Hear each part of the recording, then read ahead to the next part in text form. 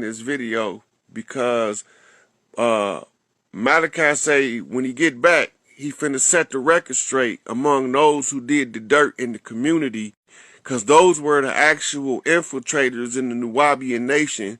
He knew who they was the whole time they was there, but he had to leave them there in order for us to get to the point where we can see how they work. So when he gonna send y'all a message through the young elder. For y'all who know who young elder is, he gonna send the family message. You probably won't get the message because that's who the message is gonna come through from Malachi.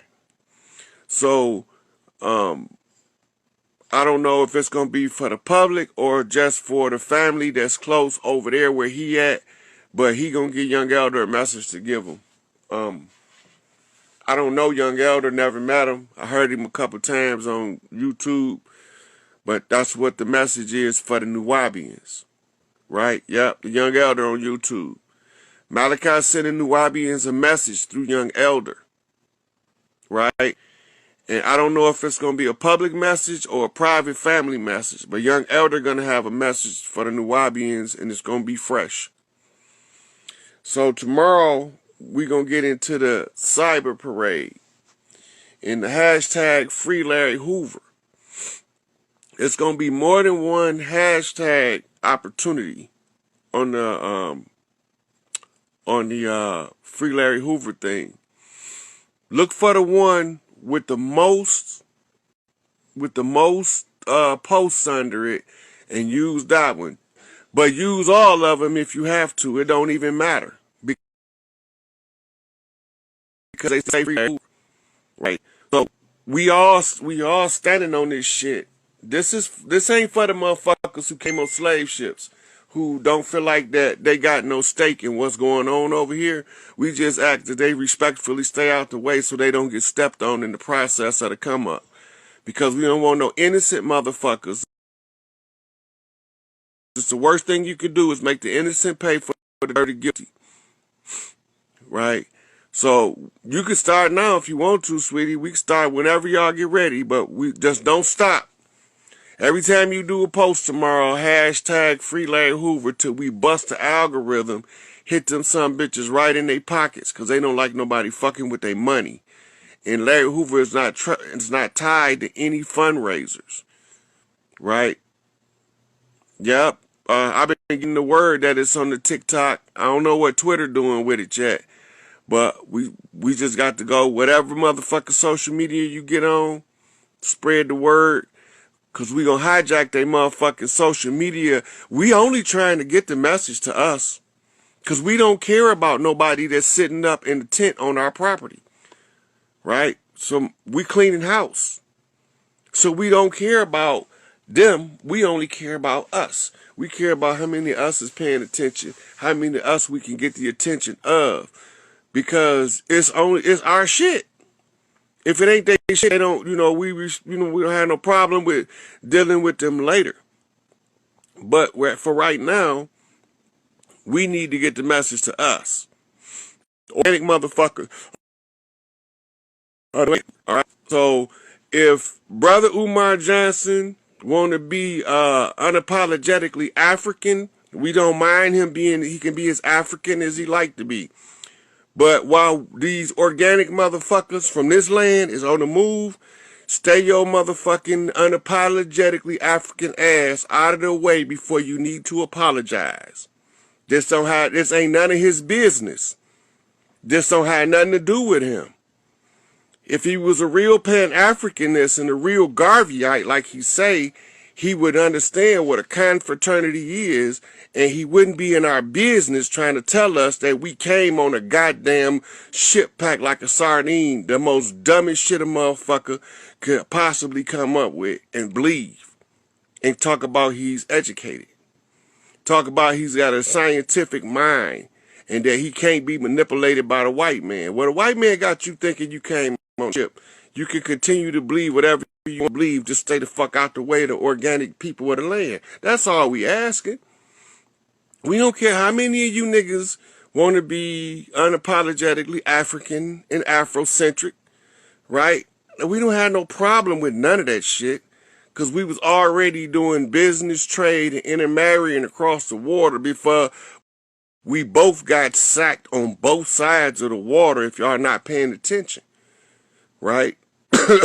But this ain't got nothing to do with that. Right now, this got something to do with the organic people of the land, Big Mama boys, cleaning Big Mama house up, and letting the rest of us know what's going on across the land. We finna hit these motherfuckers in their pockets because we gonna make them motherfuckers scream. Right? So, just let it be known. Right? We don't care if you unapologetically African or if Afrocentric, I'm a Pan-African, this Garveyite too, but I ain't from Africa. Right? Because the Africans all told me, all of the Pan-Africans of knowledge, of learning, told me we was already here. Y'all already at home. What the fuck is you talking about? Right? Go back and read the indigenous books. They'll tell you. So they came up with all these color codes, skin colors, paper bag clubs. Right? They separated us by skin color. The light ones versus the dark ones and the Willie Lynchism. All that bullshit. And y'all niggas are still falling for it. I don't got nothing to do with none of that shit. It got nothing to do with me. The only thing got something to do with me is Big Mama told me to tell y'all who the chiefs of the land is and let y'all call them motherfuckers to the forefront. Because when y'all call them to the forefront, they got to tell you what the fuck is going on the land, who responsible for the dirt being done, and what we gonna do to clean this shit up. That's all I care about.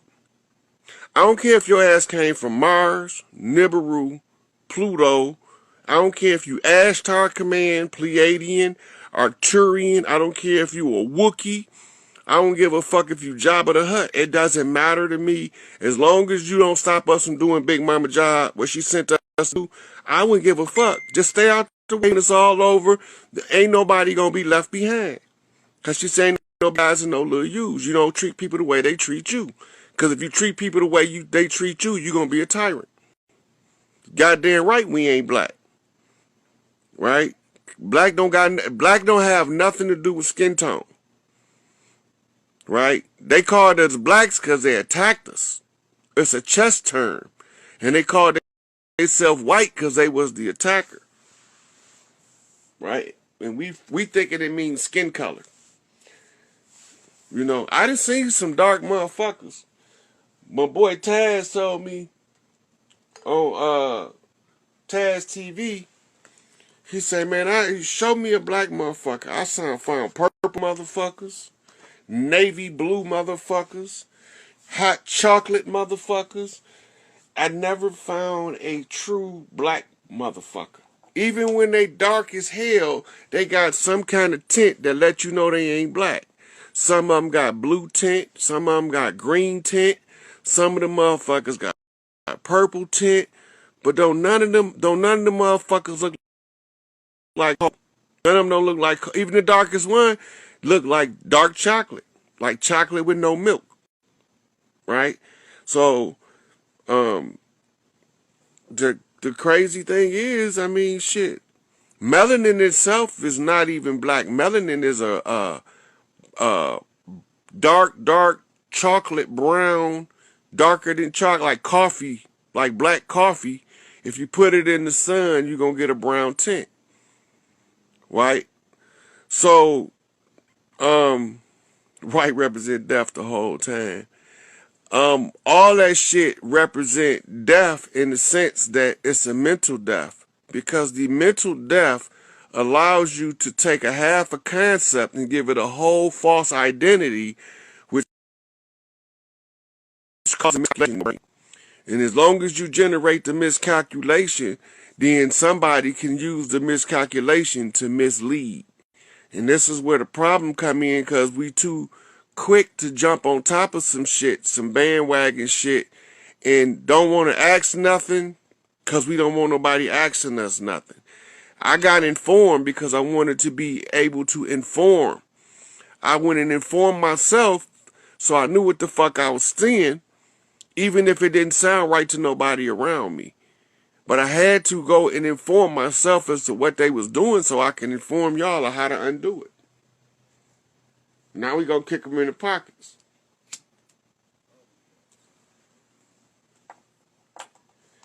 And so this is the part of the game where you get to see them buckle. So a couple of updates for y'all. As of Friday, the corporation that was defunct has no more finances. So they had into the close of business today to come up with some money that they didn't never come up with. So on the Pluto return, which is tomorrow, which is George Washington's birthday, who is the motherfucker who issued the challenge to the Moors and the Indigenous to tell us who we wasn't and who they were, right? All of this shit, my mama used to tell me all my life, what goes around comes around. All of this shit that went around is on its way back around, and it comes through a Pluto return. That's some heavy shit, right? So we got the 2/22/2022 portal. We got the Pluto return on George Washington's birthday. George Washington issued the challenge to the Moors and the Indigenous because they thought we was the same, but we ain't. And when they found out now that we ain't the same and that I can tell the difference between us and them wherever they meet. And when they send they motherfucking, because Elijah said the last trick the devil gonna do is to just freely offer you his woman. But he ain't never tell you his woman was gonna smell like a half a cow. Right? Because our women believe in yoni care. Like that's like a big thing because the yoni is the portal of life, and the portal of life is a sacred place. And the desecration of the sacred place comes in the form of mastectomies and hysterectomies. So if we understood that by watching how our people move, watch how they move, we reverence the womb and they despise it. That doesn't make sense. How do you despise the womb when you come from one? But they don't have that respect for the womb. They got a greater respect for the phallus. You can't grow in the phallus for 9 months. It's just not going to happen. Right? So we can push this patriarchal bullshit agenda, or we can go back to us. I vote for go back to us. So I tell y'all the secret. The secret is them niggas that don't want to be black don't have to be black. You know, because all of us wasn't intended to be in the war. All of us wasn't part of the war. You got to remember, everybody didn't sign treaties with these motherfuckers. Some of us ain't never stopped fighting. That's why they got blowed up shit all over this bitch, flooded out cities all over this bitch, castles that's abandoned all over this bitch, because all the motherfuckers that lived in the castles went to fighting Seminole Wars. All the motherfuckers lived in the castle went to fighting Seminole Wars. Ain't nobody staying in Big Mama house if Big Mama ain't safe to come home. That's just the way it is. We ain't letting nobody stay in there, and y'all ain't either. Right? So some of them, they turned into prisons. Right? Them the ones that they didn't know what to do with. They turned them into prisons. Stinking ass motherfuckers. But I'm making shit up. When you can go look at this shit. You can go look in the Smithsonian, and they got all of the artifacts to tell you that we was over here the whole time, right? That this has always been the great melding pot. That's not a Eurocentric terminology applied to the land. That's their understanding of the land before they ever came here, right? Then also, this motherfucker over here didn't believe in, if you had a voice, unless you proved yourself to be a liar, your voice had legitimacy until we can analyze what you saying. We didn't just take your word for it, but we didn't discount what you said. We went and used it as a foundational tool to do a research to determine if we need to pay attention to what the fuck you saying. Because you might be telling us exactly how to get out of the problem, but we so used to now listening to the other man that we don't give a fuck what's going on with the brother man, right? So, in academia, they was calling us Negroes, the coloreds, the African Americans, and all that shit. But in the hood, We was greeting each other. What's happening, brother? What's going on, blood? Wait a minute. Brothers. That's what Stone's vice lords call each other. Blood. That's what them bloods in LA call each other. Wait a minute. We'd been knowing who we was the whole time and been calling ourselves who we were without even knowing we was identifying ourselves to one another in the presence of everybody, and they made fun of us and called it blaxploitation. Pay attention to the exaggeration, because the exaggeration is the thing that says pay attention. And if you pay attention to the exaggeration, you'll find a whole revelation of a nation that's been percolating under the bottom the whole time. Talking in ghetto code, did it eat, that, as motherfucking Gil Scott would say. Right? So, the parents got a language. The children got a language. They don't always speak the same language, but the children normally know what the parents is talking about. Right? Call them wow. Words of wisdom. Wow. And so, this is what we do. I look at all of the conflicts in history, and I noticed that there's a lot of different causes for conflict, but there's a better cause for peace. You see, you gotta have two sides to fight a war. Because when the people are used as the weapons, you take the weapons out of the equation. A destiny as it mixes the blood in the urine. It's in your face. But I have to show you that it's in your face or you won't believe me. It's right there. The whole story is right there. So the judgment that Anu, who was authorized to issue a judgment because his rank was higher, issued the judgment on Nebuchadnezzar as the story is told. That's Hiram. That's the story of Hiram. Part of it. Part of it is in Ezekiel.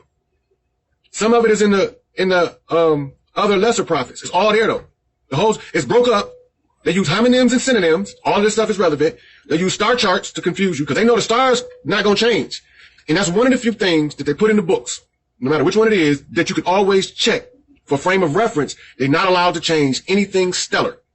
If you see them write about a star, study that intently, because that's one of the few things that, according to the rules of this universe, they cannot change that on Earth where it cannot be referenced with the stars. Any book that they call a religious book, if it got stellar references, that's your starting point. Match the stars up first. Then match the stories up that fall under the stars. And then it'll clear itself up. You won't need nobody to do it for you.